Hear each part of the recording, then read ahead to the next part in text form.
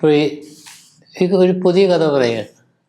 ജോലി തേടി KP കേശവൻ്റെ വീട്ടിൽ എത്തിയ കഥ, ഞാൻ എത്തിയ കഥ കേട്ടോളൂ. ഞാൻ എൻ്റെ പഠിത്തമെല്ലാം കഴിഞ്ഞ് ജോലിയൊന്നും ആയിട്ടില്ല. ഞാനിങ്ങനെ ജോലി തേടി നടക്കുന്ന സമയത്ത് മാതൃഭൂമിയിലൊരു പരസ്യം കണ്ടു. എഡിറ്റേഴ്സിന് ആവശ്യമുണ്ട്, സബ് എഡിറ്റേഴ്സിന് ആവശ്യമുണ്ട്. അങ്ങനെ ഞാൻ എൻ്റെ സുഹൃത്തായ കൃഷ്ണൻകുട്ടിയെ അറിയിച്ചു. കൃഷ്ണൻകുട്ടി എന്ന് പറയുന്നത് പനമ്പള്ളി ഗോവിന്ദൻ്റെ മൂത്ത മകനാണ്. ഞങ്ങൾ അയൽവാസികളാണ്. മാത്രമല്ല പനമ്പള്ളിയുടെ വീടിൻ്റെ ബാക്ക് വശത്ത് ഞങ്ങൾക്കൊരു ഹൗസിംഗ് കോളനി ഉണ്ട്, കുട്ടൻസ് ലൈനുണ്ട്. അപ്പോൾ അങ്ങനെ അടുത്തടുത്തുള്ള അയൽവാസികൾ കൂടിയാണ്. പിന്നെ അല്ലാതെ ഞങ്ങൾ ചെറുപ്പകാലം മുതൽ തന്നെ ഇവരുടെ പനമ്പള്ളിയുടെ നാലുകെട്ടിൻ്റെ മുൻവശം ഒരുപാട് സ്ഥലമുണ്ട്. അവിടെ ഞങ്ങൾ കളിക്കാൻ പോകും. പന്ത് കളി, ക്രിക്കറ്റ് കളി, ഫുട്ബോൾ കളി. പിന്നെ അതുകൂടാതെ അന്ന് അവിടെ നമ്മുടെ ജസ്റ്റിസ് നാരായണക്കുറുപ്പോടെ കളിക്കാൻ വരും. മറ്റു പല ആളുകളും വരാറുണ്ട്. ആ കൂട്ടത്തിൽ ഈ പനമ്പള്ളിയുടെ 4 മക്കളുണ്ടായിരുന്നു. അതിൽ മൂത്താളുടെ പേരാണ് കൃഷ്ണൻകുട്ടി, പൂവൻ എന്നാണ് ഞങ്ങൾ വിളിക്കുന്നത്.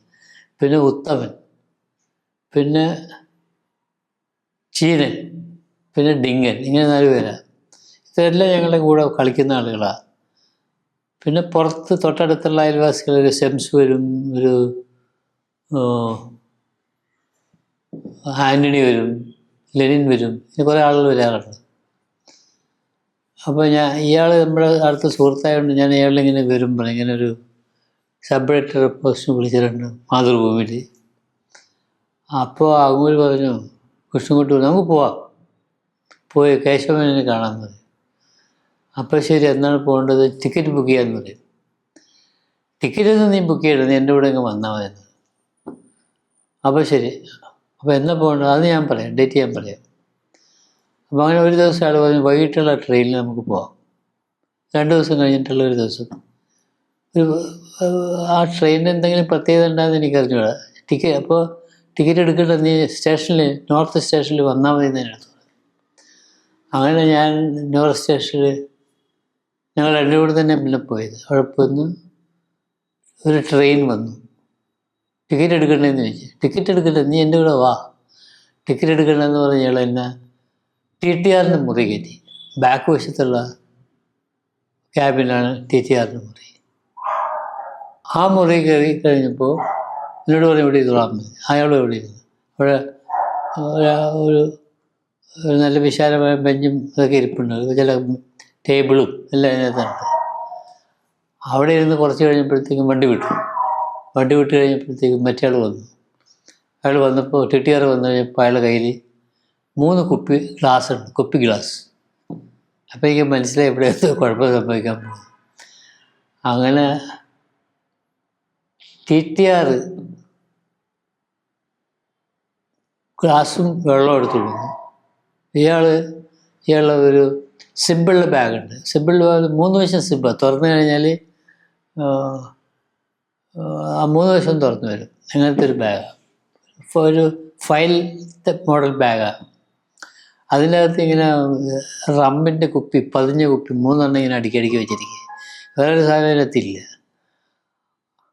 അങ്ങനെ കുപ്പി പൊട്ടിച്ചങ്ങ് ഒഴിച്ചു. അപ്പോൾ ഞാൻ പറഞ്ഞു, എനിക്കിപ്പോൾ വേണ്ട, ഞാൻ കുറച്ച് കഴിഞ്ഞിട്ട് കഴിക്കാൻ. അതൊന്നും പറ്റില്ല, നീ കുടിയിടാമെന്ന്.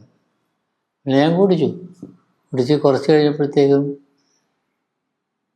അയാൾ വീണ്ടും വന്നു, ഒന്നും കൂടെ ഒഴിച്ച് അതും എന്നെ കൊണ്ട് കുടിപ്പിച്ചു. അങ്ങനെ കോഴിക്കോട് വരെ.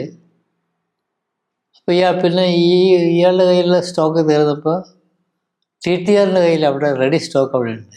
ആ സ്റ്റോക്ക് എടുത്തുകൊണ്ടിരുന്നത്. അങ്ങനെ അപ്പോൾ ഞാനിതെല്ലാം കുറച്ചൊക്കെ ഇവരുടെ കൂടെ സഹകരിക്കാൻ വേണ്ടി നമ്മൾ സഹകരിച്ചില്ല ചീത്ത പറയും. കാരണം എൻ്റെ ആവശ്യത്തിന് വേണ്ടി അയാൾ വരികയും. അങ്ങനെ അയാളോട് സഹകരിച്ച് ഞങ്ങളങ്ങനെ പോയി യാത്ര ചെയ്ത് കോഴിക്കോട് ഒരു വിധത്തിലെത്തി. അവിടെ എത്തുമ്പോൾ തന്നെ എൻ്റെ കാലെല്ലാം, ഞാൻ 4 കാലിൽ എനിക്ക് നിൽക്കാൻ വയ്യ. അവിടെ നിന്ന് ഞങ്ങൾ ട്രെയിൻ ഇറങ്ങിയിട്ടൊരു ഓട്ടോ പിടിച്ച് അളകാപുരിയിലെത്തി. അളകാപുരിയിൽ ഇയാൾ സ്ഥലം ചെല്ലുന്നൊരു ഹോട്ടലാണ്. അളകാപുരിയിൽ ഒരു മുറി ഡബിൾ ബുക്ക് ചെയ്തിരുന്നു. ആ മുറി ഞാൻ ചെന്ന ഉടനെ തന്നെ ഉറങ്ങിപ്പോയി. പക്ഷേ ഇയാൾ പിന്നെ അവിടെ ഇരുന്നിട്ട് അവരെ കൊണ്ട് സാധനങ്ങളെല്ലാം വരുത്തിച്ച് പിന്നെ അടിച്ചുകൊണ്ടിരുന്നു. പക്ഷേ അയാൾ എത്ര അടിച്ചാലും അനങ്ങൂല. കാരണം എന്ന് വെച്ചാൽ അയാൾ നല്ല ഒരു 6 അടി ഉയരോടെ മനുഷ്യനും കുടവയറും തടിയും വലിയൊരു ഫിഗറാണ്. അത് നേരം വെളുത്ത് കഴിഞ്ഞപ്പോഴത്തേക്ക് ഞാൻ ഉണരുമ്പോൾ അയാൾ നല്ല ഉറക്കം. അപ്പോൾ ഞാൻ ഉടനെ തന്നെ ഇയാൾ ഉണർന്നതിന് മുമ്പ് തന്നെ കുളിയെല്ലാം കഴിഞ്ഞ് റെഡിയായിട്ട് എനിക്ക് തലേ ദിവസത്തെ ഹാങ് ഓവർ വിട്ടിട്ടില്ല. ഞാനിങ്ങനെ കിടന്ന് ആടുക. ഒരു 9 മണി കഴിഞ്ഞപ്പോൾ അയാൾ ഉണർന്നു. ഒന്ന് കുളിയെല്ലാം കഴിഞ്ഞ് നമുക്ക് പോകാമെന്ന് പറഞ്ഞു. അപ്പോൾ വണ്ടിയൊന്നും പിടിക്കണ്ട, ഇതിൻ്റെ അടുത്താണ് വീട്. അപ്പോൾ ആ സ്റ്റേഡിയത്തിൻ്റെ കുറച്ച് വടക്കോട്ട് മാറിയിട്ട് കിഴക്കേ സൈഡായിട്ട് ആണ് വീടിരിക്കുന്നത്. അതൊരു റോഡരികിലാണ്. പക്ഷേ വലിയ വീടല്ല, ഒരു ചെറിയ വീട്. അത് ഫ്രണ്ട് വശം ഓടാണോ കോൺക്രീറ്റ് ആണോ എന്ന് എനിക്ക് സംശയമുണ്ട്, ഓർമ്മ വരുന്നില്ല അത്. അങ്ങനെ ഞങ്ങൾ അതിൻ്റെ മുന്നിൽ ചെന്നിട്ട് ഇയാൾ അവിടെ ഒരു വാച്ചറുണ്ടായിരുന്നു. അയാൾ പറഞ്ഞാൽ മതി കൃഷ്ണൻകുട്ടി വന്നെന്ന് പറഞ്ഞാൽ മതി.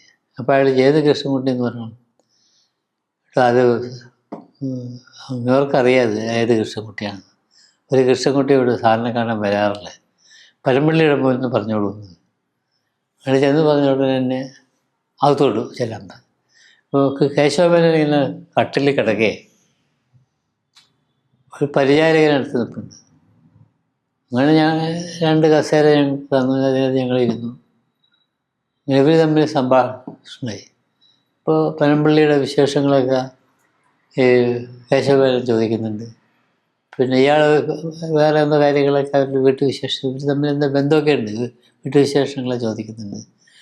അത് കഴിഞ്ഞപ്പോൾ കേശവമേനോൻ ചോദിച്ച് ഇതാരാണെന്ന് ചോദിച്ചു. അപ്പോൾ ഇത് എൻ്റെ ഒരു ഫ്രണ്ടാണ്, എൻ്റെ കൂടെ വന്നതാണ്. ഇയാൾ മാതൃഭൂമിയിൽ സബ് എഡിറ്റർ പോസ്റ്റിന് വിളിച്ചിട്ടുണ്ട്, അതിന് വന്നതാണ്. അപ്പോൾ അവരോട് ചോദിച്ച് എന്തെങ്കിലും പബ്ലിക്കേഷൻ ഉണ്ടെന്ന് ചോദിച്ചു. ഞാൻ പറഞ്ഞു എൻ്റെ പബ്ലിക്കേഷനൊന്നുമില്ല, ഞാൻ കോളേജിൽ പഠിക്കുന്ന സമയത്ത് മാഗസിനിൽ എഴുതിയൊരു കഥ മാത്രമേ എൻ്റെ കയ്യിലുള്ളൂ, വേറെ ഞാൻ എഴുതാൻ തുടങ്ങിയിട്ടുള്ളൂ, ബുക്കുകളൊന്നും എൻ്റെ കയ്യിലില്ലാന്ന്. പിന്നെ അപ്പോൾ എന്തെല്ലാം ചോദിച്ചു, എനിക്ക് മറുപടി പറയാൻ പറ്റുന്നില്ല. കാരണം ആ സമയത്ത് എൻ്റെ കാലുകളെല്ലാം ആടുന്നു, കണ്ണെല്ലാം മലന്നു പോകുന്നു. പുള്ളിക്ക് മനസ്സിലായി, കേശവന് മനസ്സിലായി ഞാൻ പൂസായിട്ട് വന്നിരിക്കുന്നത്, പോയിക്കോളാൻ പറഞ്ഞു. പക്ഷേ എനിക്ക് ജോലി കിട്ടിയില്ല.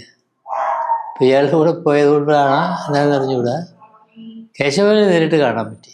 അത്രയും അതിനകത്തുള്ളൊരു നേട്ടം ഉണ്ടായിട്ടുള്ളത്. അത് ഞങ്ങൾ തിരിച്ചു പോകുന്നു.